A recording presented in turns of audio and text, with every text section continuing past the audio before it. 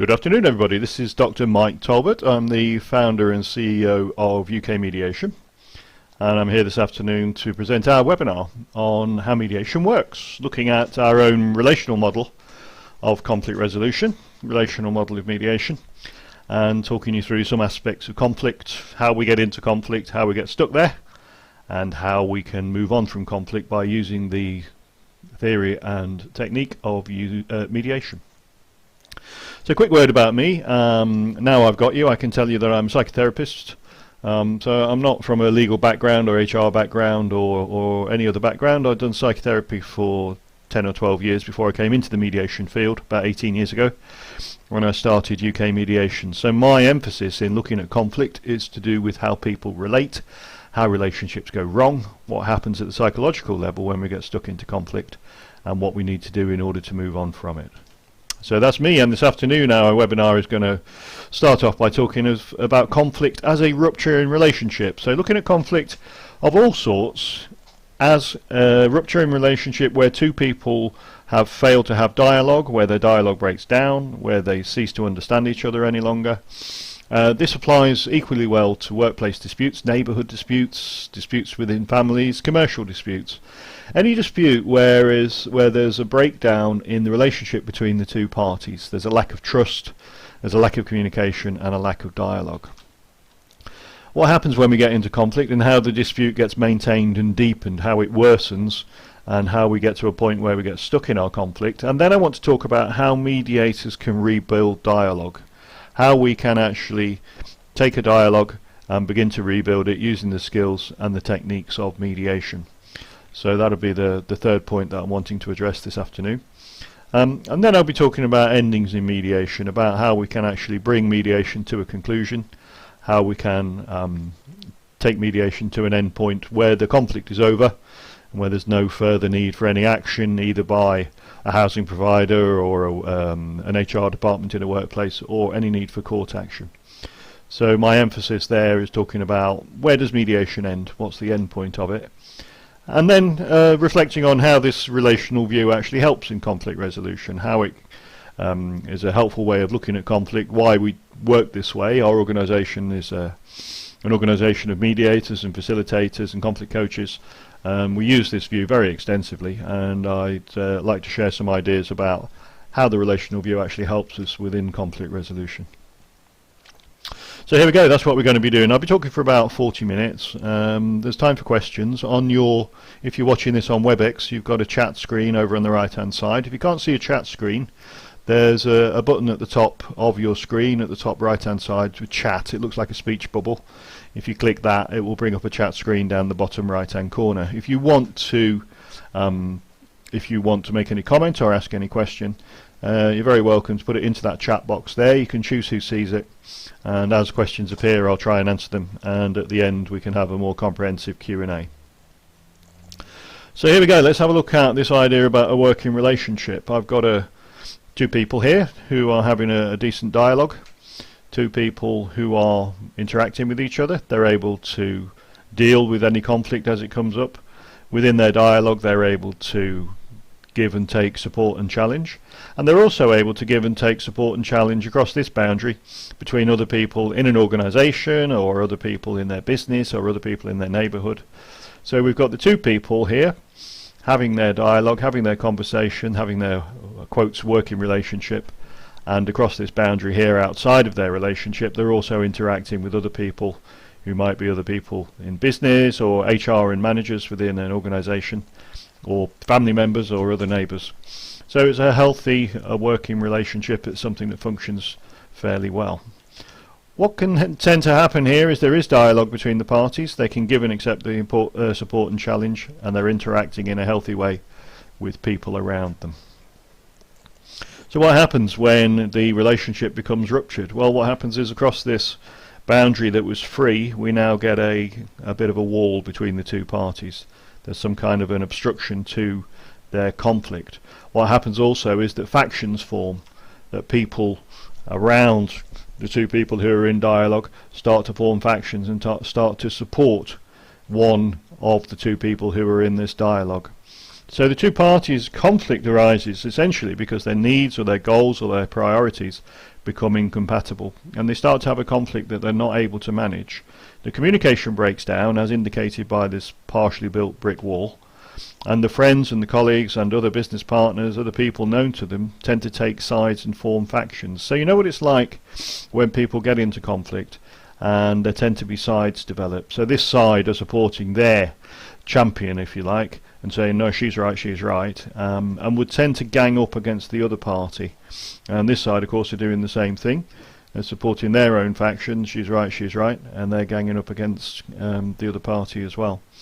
Down here we've got people who try and influence the relationship. So as this relationship's breaking down, we've got these two bodies who are actually trying to mend the relationship by taking formal action, by court action, by disciplinary or grievance processes within the organisation, and actually trying to get the relationship back on track. So this is the view, the relational view of what happens when an interpersonal relationship starts to get ruptured by conflict. What was an easy flow of dialogue between the two parties across this boundary has now become obstructed by, if you like, a partially built brick wall, and it becomes much more difficult for the two parties to communicate because of this boundary, this communication breakdown that now exists between them. It's not helped by the factions of the friends and the people who are taking sides. It's not helped by these two groups, and to an extent it's not helped by members of the organisation or representatives or advisors who are trying to get a win for their party and who try and influence the relationship between the two in a very win-lose way. So we tend to see this in conflict quite a lot, is as the dispute starts to develop, people try and go for a win-lose outcome, trying to prove who's right and who's wrong. And across this boundary here, this is how the relationship is affected, and quite often actually made worse.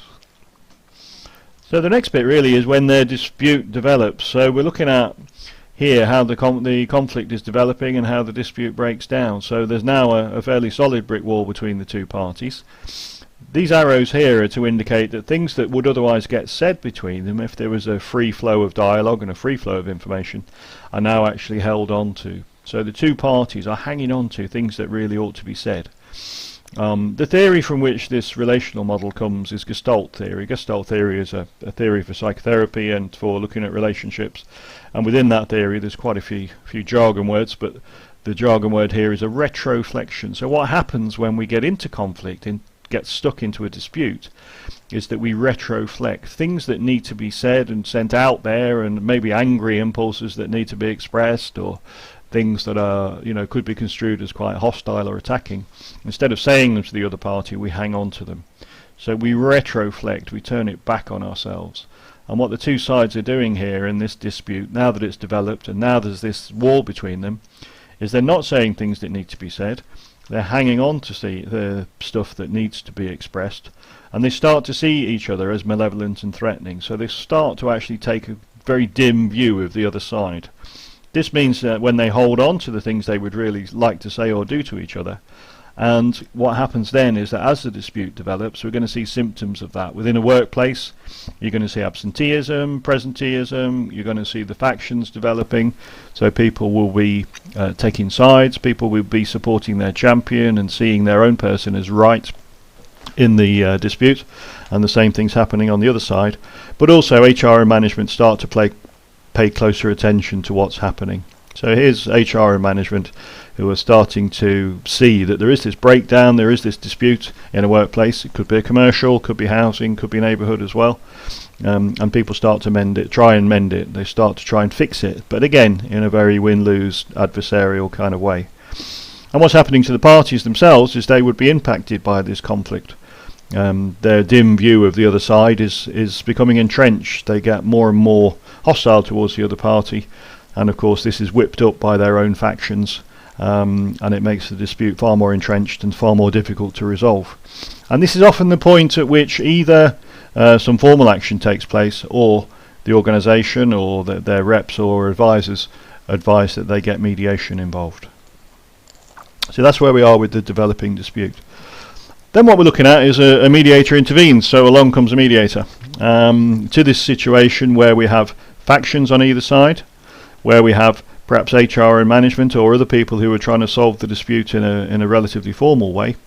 And we have the two parties hanging on to things they need to say to each other. They've developed this very dim view of one another, and here comes the mediator. So one of the first things we do in mediation is we create what I call this safe container. So around here we have this dotted boundary, which is basically a container that's set up by the mediator within which to try and resolve the conflict. And the idea of having this container is that we, within the container, we assure people of confidentiality. We assure them of the mediator's role and purpose, and we assure them of the impartiality of the mediation process. So we're basically trying to insulate the two parties and their conflict from any outside influences. Often we would use mediation in a single day, which is a model that we prefer when we're working in this relational way. So we're trying to see parties individually, and then we're trying to get them together, often in the afternoon of a single day of mediation, so that we can build the trust and the rapport with the mediator, get them to open up to the mediator, and get them to the point where they're ready to turn towards each other and start to have some more effective dialogue. So the parties become insulated from the factions and from anyone else who's influencing the dispute.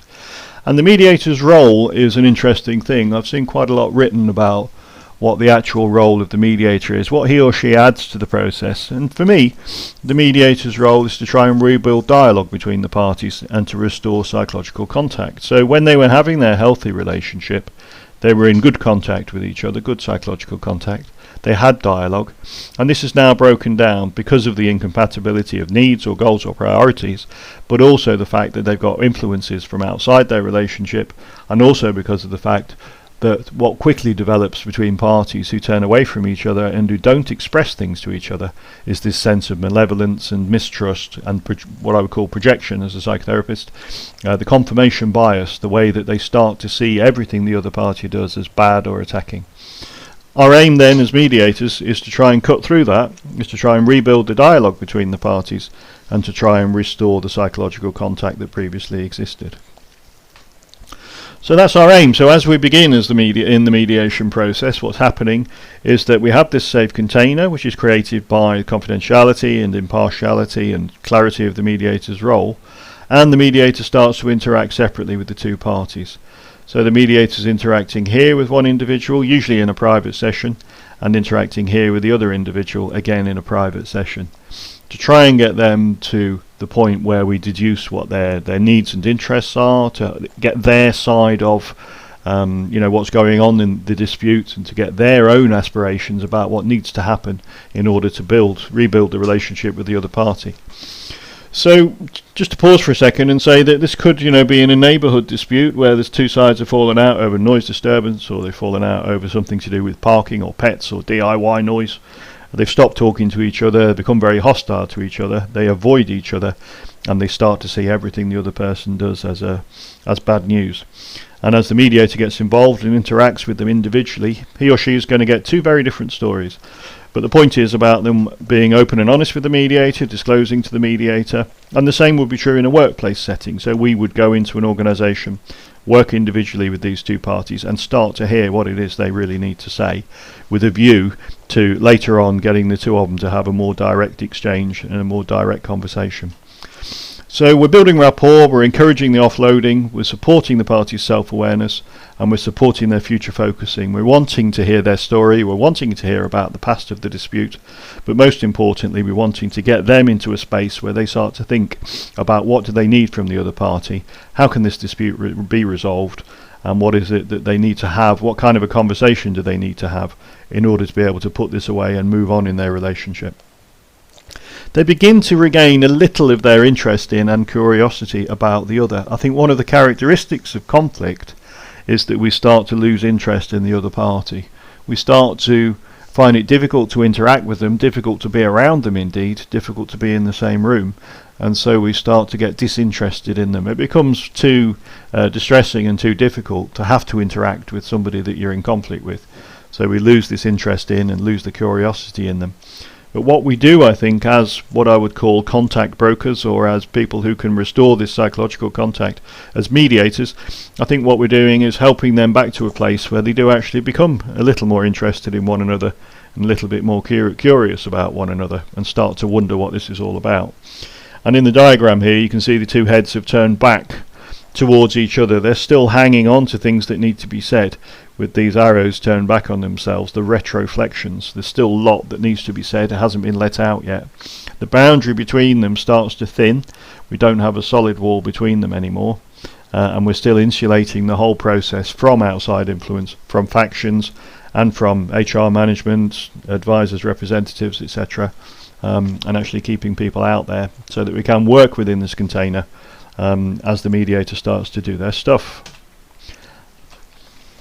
Then we start to support their direct dialogue, so they become more ready, more prepared to express their own needs and to start to be receptive to each other. So I'm not suggesting there's a magic wand involved here. It's often a difficult and a lengthy process after we've had the individual interaction with the mediator that we start to then, we bring the parties together, either directly or sometimes through shuttle mediation, but begin to get them to express their own real needs and to be receptive to what the other person has got to say. They're never going to agree about the past of the dispute. They're probably not going to agree about what they both of them believe to be the facts of the dispute. But what we may be able to get them to agree is that it's worth the effort of having a conversation to try and patch the dispute up, to try and express their needs, and to try and be receptive to one another and what each of them has to say. So we're still keeping people out of this, so there's no undue influence. The mediator is still working impartially and confidentially, but now the mediator pays attention to the relationship between the two. So this blue arrow here shows that the mediator is actually attending to what we would call the in-between. The in-between of the parties, which is the exchanges that go between them. It's about the requests, it's about the offers, it's about the options that go between the two parties. And we're attending to this dialogue and trying to support the dialogue, getting them to be more receptive to each other, and then starting to see one another more clearly. So what dissolves at this point in mediation is what I would call the projections. These are the things that one party imagines of the other party, the things they do with the mind reading, so we often hear, you hate me, or you don't think I'm capable, or you think I'm this, you think I'm that. And all of this starts to fall away when they start to see one another more clearly. Also, they start to say what really needs to be said. So they begin to undo those retroflections. So where these arrows were turned back on themselves in the retroflection, what we now find is that instead of holding on to things, they're more prepared to actually express those things directly to the other party. So in the early stage of a mediation, when the parties actually turn to each other and start to speak to each other, we can get quite a lot of hostile expression. We'll get a lot of angry expression, we'll get a lot of blaming comments, we'll get a lot of put down, we'll get a lot of accusation, and of people levelling at each other different accusations about what's gone on in the past. Clearly they're going to be different, because otherwise they wouldn't have a dispute.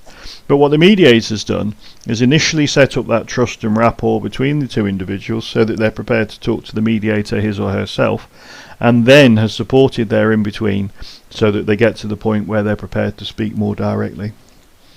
So that's where we are at this stage in a mediation, is the middle, or the beginning of the middle of the part of a mediation, which is this point when parties are really saying what needs to be said, becoming more receptive to each other, and then the dialogue starts to be restored. So in this diagram, what we see is later on in a mediation, we have a mediator who's beginning to withdraw. We still have the confidentiality and the impartiality set up around the two parties, but what we find is that the dialogue then starts to become more healthy. It doesn't have to go through the mediator. We find that the two parties are having a healthier exchange, without without having to go through the mediator. The wall between them starts to dissolve a little bit, and they get back to the point of healthier dialogue. The dialogue starts to be restored.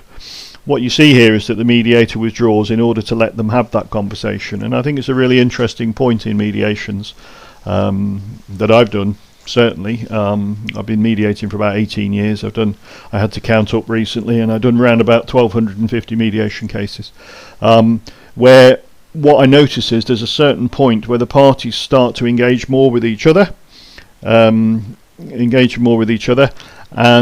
less through the mediator, and things really start to get their own momentum. The mediator picks their moment to actually sit back a little bit, let them have their conversation, and let them get on with it. So the mediator becomes more of a conductor of their conversation rather than being part of it. and we can actually sit and watch them get this sort of momentum back into their dialogue. It's a really rewarding point in mediations. Quite often we have to help the conversation along a little bit, make sure they stay on track, make sure they still keep focusing on the future. But at this stage in the restoration of dialogue, it's a really interesting point, because we can see that they're starting to get back on track as the dialogue improves and the mediator begins to withdraw, and as they get back to the point of collaboration, they get to the point where they can see that there's some benefit in actually trying to restore their relationship. Prior to this stage, that tends not to be the case. So prior to this stage, what they're putting their energies into is winning, blaming, convincing the mediator that they're right and the other guy's wrong.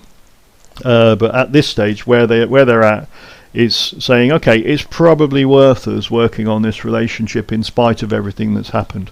So in a commercial dispute, it might be the two parties say, you know what's happened, but it's probably worth us putting our shoulder behind some efforts to resolve this dispute ourselves without having to go to court. Let's give it a go.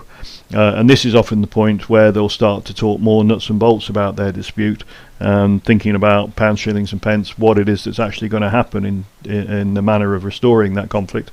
In workplace disputes, they get to this point and they say, okay, actually, you know what, we've got to work together, like it or not. So they're sufficiently well prepared and they've gone through the other stages of mediation, so they can get to a point where they say, let's put some effort into patching up our relationship. Now, there's a fallacy about mediation, which is, that it's trying to make everybody friends again, and it's all pretty and fluffy, and everybody skips off into the sunset, which anybody who's done mediation in all the settings that I've mentioned will know that's not usually true. So they get to the point where there's a good enough dialogue that gets restored. It's a good enough dialogue, and if we keep people outside the container as they start to restore this good enough dialogue, and keep it confidential, keep the mediator's role impartial, and actually if we can rebuild enough trust between the parties, they start to entertain the possibility that they could get on. They entertain the possibility that even though everything that's gone on in the past, in spite of all of that, there's a chance that they could get on. Really interesting thing at this point, because of all the projections and the confirmation bias and the negative expectations that people have had of each other, as these start to get dispelled, what you usually hear at this point is the two parties saying, oh, I didn't realise that's what you were saying. Oh, that's what you meant. Oh, I hadn't tweaked that. Oh, I thought you meant this. Oh, I thought you meant that. And they start to disentangle all of this, because that's mostly based on mind reading or projection. But when they start to see each other more clearly, and when they start to have this collaboration, all of those projections dissolve, and they have a far clearer view of each other, and far less negative expectation of one another's motives. If we get to a successful point, and I'll talk about mediation ending successfully here, and then I'll also mention what happens when it doesn't end quite so successfully. People in the surrounding environment, if you like, which would be a workplace, or it would be other people in a business, it would be people's advisors and representatives. In neighbourhood disputes, it would be other neighbours and a housing provider. Within that external environment, they get let back in. So as the mediator retires from the or moves away from the situation, people come back in. They're less interested in this sort of factionalism as the parties return to their better dialogue. So they're integrating their different needs. They're finding a way that they can satisfy both of their needs at the same time. They're integrating their goals and priorities, or they're coming up with new ideas about what they could do, either in their neighbourhood, where they come up with a better deal about how to live next door to each other, or some better rules. In a workplace, where they gain a better understanding of each other, and where they get an action plan or some kind of a set of resolutions between them, which allows them to integrate their differing needs. Or in a commercial setting, where they're actually looking at how to resolve the immediate dispute, and potentially how to preclude any future disputes as well. They get into this place of better dialogue, and at this point the factionalism dissolves. So people's factions tend to withdraw, they tend to move away, because they no longer have their own champion. It's not seen as a win-lose standoff, you're right and I'm wrong kind of battle. So everybody who was supporting around the outside now move away, because there isn't this sense of a win-lose, there isn't this sense of having a champion. And what happens down here is that other people, take the workplace example, other people within the organisation start to re-engage with the parties rather more positively as their relationship starts to work again. So we found that people with the workplace example, people within the workplace tended to either form factions or to try and bring about a sort of a win-lose outcome using grievance procedures, capability procedures, disciplinary processes. This now is not necessary because the relationship's starting to work well again. So they begin to re-engage more positively with the parties who now have this restored dialogue. There's no brick wall between them. The mediator's moved away. Although I'm making the point here with this little dip that the relationship quite often post-mediation is changed forever. The relationship has been affected by the conflict they've been involved in, it's been affected by the mediation they've been involved in, and they find that the relationship is changed forever as a result of having had the conflict and having had the mediation. So that's if it works well, and that's if mediation ends successfully. But the other idea within the sort of relational model of mediation is that if it ends unsuccessfully, here's where we end up, which is a slightly less pretty situation. So we've got the factions around the outside who notice that the parties have remained out of contact with each other. And you know what it's like within organisations. If there's a conflict, it tends to really get people's curiosity. People get very interested in it. And people would notice if a conflict is worsening and deepening. And in this case, what's happened is the mediations failed to resolve their conflict for whatever reason, and the parties remain out of contact with each other. So we can see that we've still got the brick wall down the middle here where they're not talking to each other. They've turned away from each other, so they don't have that curiosity in or their interest in the other party. They're still retroflecting, they're still hanging on to difficult things that need to be said to the other party, and they're being affected by the factions outside of the container. So others reinforce their negative expectations of each other. Not only that, but because the mediation has failed, they would use that also as ammunition against the other party. They would say, look, that's typical. Went into mediation with him or her, he wouldn't listen to me, she just tried to talk me down, he wouldn't admit things that had happened in the past, she wasn't prepared to let bygones be bygones, all these things. And they reinforces the negativity of their relationship. They actually get to the point where they see the mediation as further evidence of how awful the other person is. Typical. So the factions remain here in this failed mediation, and the factions are still interacting with each of their champions.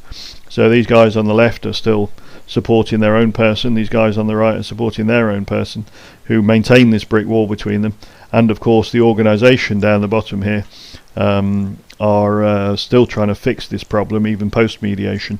Things remaining unsaid. The parties are disinterested and not curious about the other, and quite often what happens there is that we go to a formal process as mediation hasn't worked in this case. So this is a bad outcome, obviously. Dialogue's not been restored, and the parties remain hostile to and in conflict with each other. So that's a fairly whistle-stop tour through the sort of relational model of mediation, starting with how the conflict began, through how the mediation begins, how mediation starts to get the dialogue going, and then the point where dialogue is either restored or we get to this one where the mediation ends unsuccessfully. So we have this relational view of conflict. It's something that I've developed with colleagues over the 18 years we've been with UK Mediation. We train people all over the place in this model. We use the model ourselves very successfully through our panel of mediators to resolve disputes in neighbourhoods, in workplaces, in commercial disputes, working with the third sector, with committees, boards of trustees, business disputes, work a lot with charities, work a great deal in the NHS, looking at promoting better conversations between people, all sorts of patient complaints, issues to do with end-of-life care, disputes between professionals, or differences of opinion between professionals and relatives and carers of people who are the patients within those health trusts. So we apply it very, very broadly. It answers for me the question of what does the mediator add to a conflict resolution process. So I think it's fair to say that a lot of conflict that we have, we can resolve it for ourselves. It's not a problem at all. So at what point do we need to get a mediator involved? And I think if we understand what it is that the mediator adds, this idea of the mediator as a conflict broker, as somebody who can help parties to restore their dialogue, and if we understand the mediator's role that way, it's a lot easier to see when you would need a mediator and what it is that the mediator brings to the party. So I think it answers very well that question. It also gives a better understanding, much better understanding of where conflict comes from. So when we have this incompatibility of needs, incompatibility of worldview or people's priorities or underlying interests or wishes, we can see that conflict comes from there, and we can see where people start to express that conflict in holding on to things that need to be said, in starting to see the other person as very hostile or malevolent, and in the ways that we start to lose interest and curiosity in the other party. And if we can understand that better, then I think it supports us to resolve conflict a lot more effectively, as well as acknowledging this significant effect of having supporters within the wider context of a dispute. So if people were on a desert island one-on-one and had a conflict, that'd be one set of affairs, but actually it never happens that way, because there's always a context to a dispute, there's always somebody else involved. There are neighbours, there are family members, there are supporters, there are experts, there are legal representatives, there are people who affect how we behave when we get into conflict. And within workplaces, which is what I've been saying a fair bit about today, it's clear that people get their own support groups, their in-group and their out-group, supporting both sides separately within a conflict to try and win. And I think this relational model acknowledges that that's quite a significant impact that these factional supporters have. Not all mediations have to reach an agreement. Shock news for today. So, I hear mediation providers and people who are natural mediators or being trained as mediators talking about a success rate. We've got this percent, that percent. You know what? I could probably reach an agreement in 100% of mediations, but I certainly couldn't guarantee that they would remain over more than a few weeks. It's not difficult to force an agreement in mediation, and I think it's a difficult thing that I see happening out there sometimes, is that people just want to get folks to a point of getting something on a piece of paper and signing it and going, there you go, so they can go back to the referrer and say, there you are, we fixed that one. To me, that's quite an ineffective way of resolving conflict. I think what's more important is that we have restored the trust between the parties, we've restored the dialogue between the parties, we've got them to start to say the things that are difficult to say, we've got them to start to see each other more clearly without all of the projections, and we've got them to the point where they feel robust enough in their relationship, they're having the dialogue, and they've restored the psychological contact. I think that's an end in itself for me, and I don't think it really matters whether people write themselves a highfalutin agreement. It's a very good indicator that the process has been a success if the parties, as they leave the mediation room, are having a thorough and energetic conversation. That for me is an end point. They'll go back to their workplace, they'll go back into their neighbourhood, they'll go back into their commercial relationship, and they will be able to use their own personal resources to actually resolve whatever technical aspects of the dispute remain in need of resolution. What our role as mediators is to restore the dialogue between the parties. So, not to say that mediations don't end in agreement. I wouldn't like to give that impression. Most of them, well, all of them do really, but it's about restoring the dialogue. It's about getting their conversation going. Parties are the best experts themselves on what needs to happen between them. But what we lose touch of when we're involved in a heated dispute, we lose touch of the fact that it's actually the dialogue that needs to be restored. The nuts and bolts of the resolution is something that will then follow from that.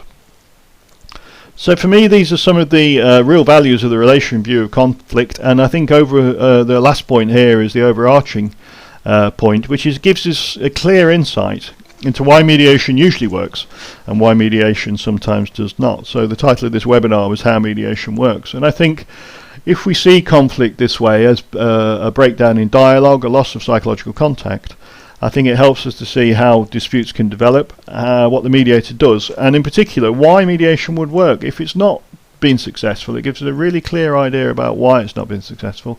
But also we can learn from it. Our own approach is a process of lifelong learning and continual reflection on what we do.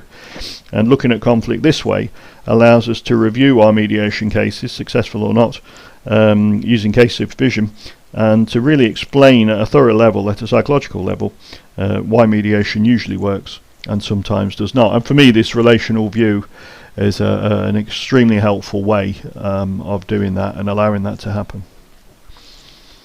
So that's the relation view. That's how we do mediation. This is our model that we've developed based on essentially my background as a Gestalt psychotherapist and 18 years of running a mediation company with a very skilled panel of mediators and practitioners and trainers and conflict coaches. This is what we've developed. So I'd be very pleased to hear any questions from you just now. And just while I do that, just to mention, we do have some other webinars coming up. I've got a list here of some of our other webinars through November, December, January, into January next year. And it'd be great to have you join us for one of those as well. But just for now, let's have a look at some of the questions. So I've got a question here from Jeff. Jeff, thanks very much for your question. Jeff's saying, can you explain a little about the difficulties of getting two disputing parties to agree to mediation in the first place? Yeah, I can actually. I think it's essential, Jeff, that mediation is voluntary. I think that's a pretty sort of textbook answer there. You know, if it's not voluntary, it doesn't work. But I think they have to have enough incentive to want to restore the relationship between them and the other party. What I find is helpful is the carrot and stick approach. So it's quite clear that with parties within a workplace dispute, if they don't resolve it themselves within mediation, the organisation's going to have to act. The organisation's going to have to roll out grievance, disciplinary capability processes and start to look at, in a rather more win-lose way, what needs to happen in order to mend the relationship between the two parties. And it helps if we can do it without sounding threatening. It does help to remind people that they're at work, there are expectations on them, and if they're if they're not able to resolve it themselves using mediation, then the organisation will have to take a view on what formal process should better resolve it for them. However, what I like to do as well is, if we can get the parties along just to have that initial chat with the mediator, I think the mediator can use their skill to build that incentive in the parties, to get them to the negotiating table, to access that sort of willingness that's in them to try and give it a go, just to sort of, if you like, restore their interest and curiosity in the other party. So short answer, Jeff, is that carrot and stick. Help the parties be aware that if the mediation is not something that suits them, the organisation will have to act anyway. But also get them along to the mediator. Help them to understand it's consensual, it's voluntary, they can choose to attend and they can choose to stay or leave once they get to mediation. But if you can get them to that first part of the mediation process of getting them in the room with the mediator, quite often the mediator can use their skill to surface that inclination to try and make the conflict go away. I don't think any of us like to have unresolved conflict, but it's a difficult thing to go into mediation. It's a scary thing, it's an exposing thing, it feels like you have to sometimes admit to things that you would rather not have done, and quite often it's about backing down with dignity. So we need to acknowledge it's a scary and can be quite a humiliating thing to take part in, especially when you've painted yourself into a corner over a prolonged dispute over months or years sometimes. But the mediator's role is to help people to save face sometimes. So I think, Jeff, it's having a thorough and a reassuring and a very genuine conversation with the parties early on, to help them realise that, you know, we acknowledge all of those difficulties coming into mediation, and part of the mediator's skill is to minimise the sense of exposure or humiliation.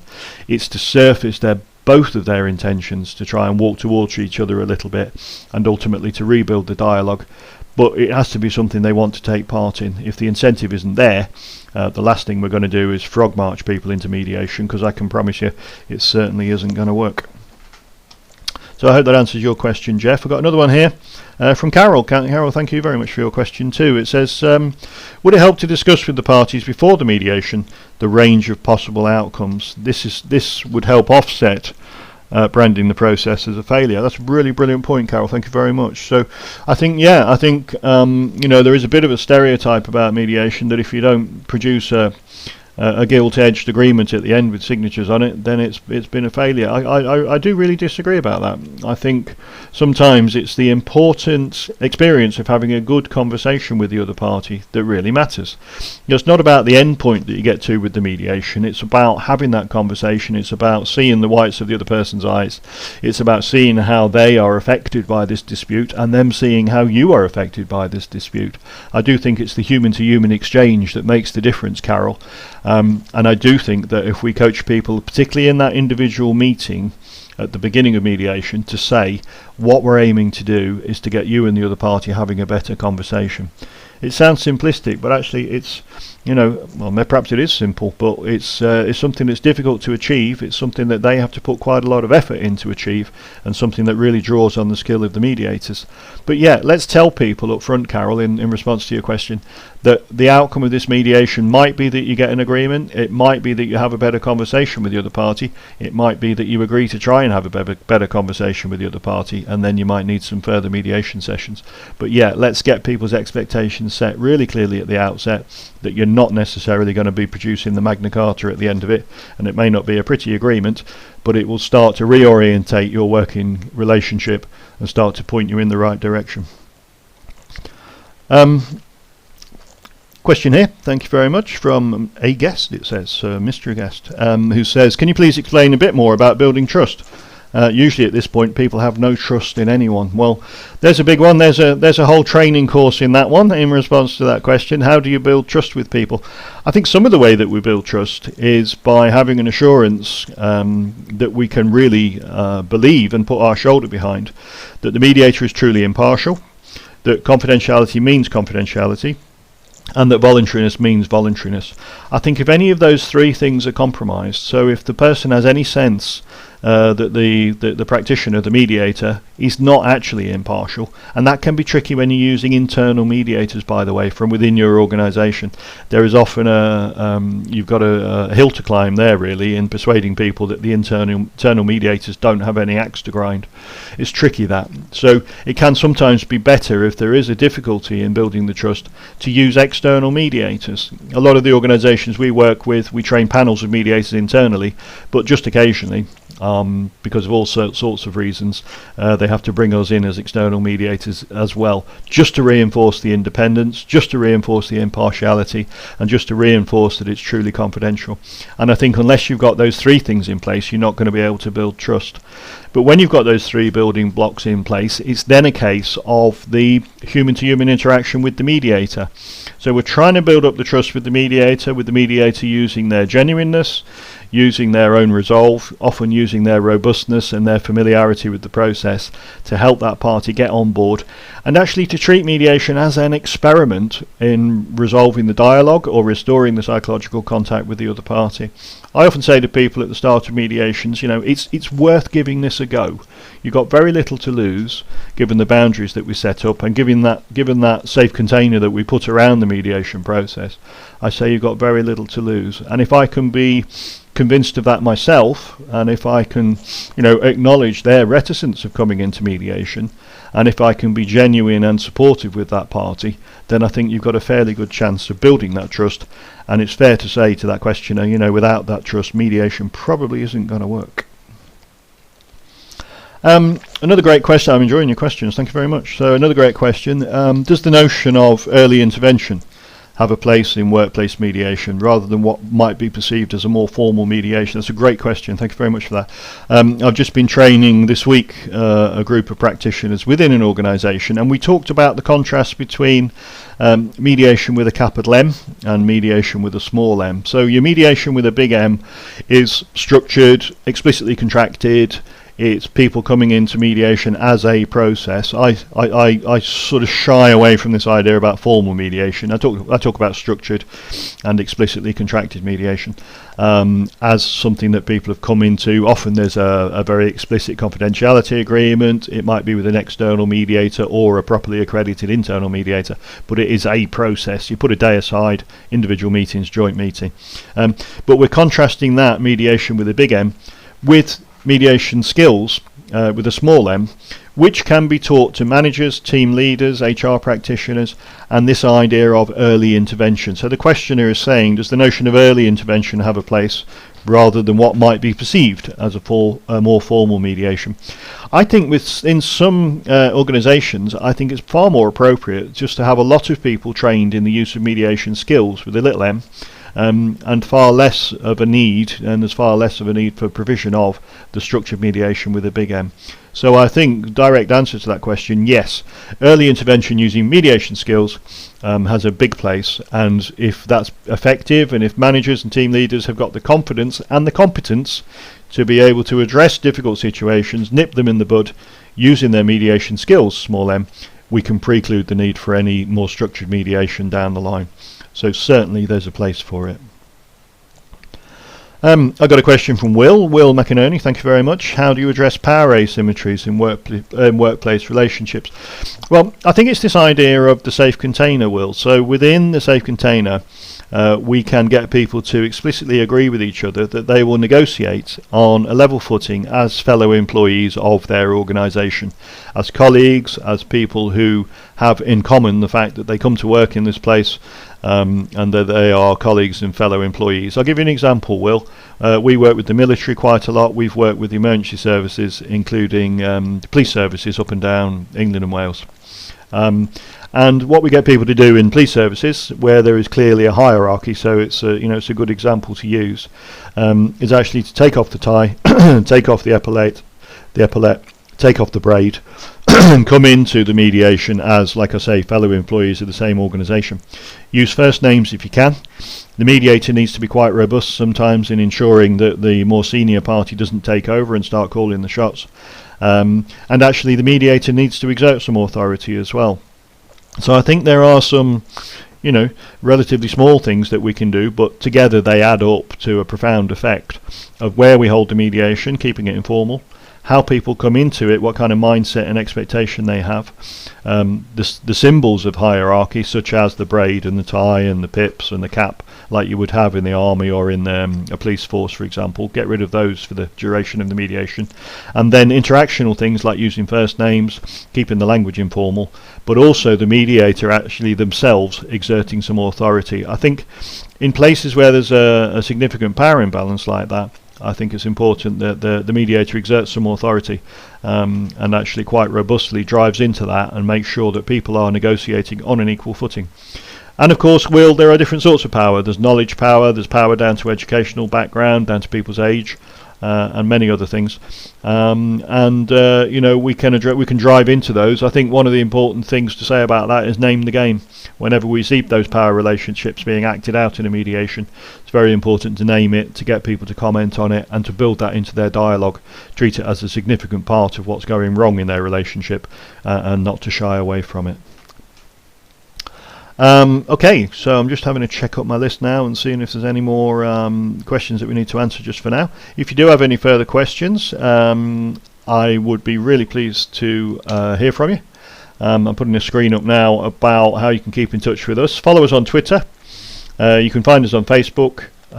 There will be a recording. Thank you, Jeff. You're asking about the recording there. There will be a recording of this available through the website. There will be a YouTube going up next week of this very webinar.